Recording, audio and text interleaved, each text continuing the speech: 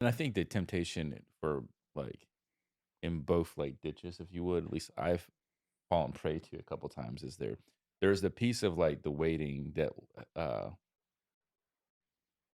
where I'm like where you can get confused what waiting feels like and looks like, right? Mhm. You're waiting on something to happen, and like the waiting with the Lord is not always just like stillness; Mhm.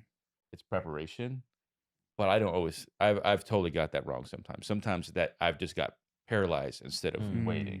Mm. good. So like in waiting on the promise, it's like you just like if you sit down for long enough and your leg falls asleep, Yeah. you're like, and you're trying to get up and you're like, it's hard to move. And that's Yeah. what it's felt like sometimes with the Lord of like, Mm. I like, okay, I'm waiting. This is the Mhm. time. I'm like, you're like gearing up and you're like, you try to do all this stuff. I'm just waiting on the Lord. Yeah. And you're waiting on, and then all of a sudden you've been sitting so long with Mm. inactivity that Yeah. you feel like you can't move and then you Yeah. just feel stuck. Mhm. And it's not because, and that's no longer waiting.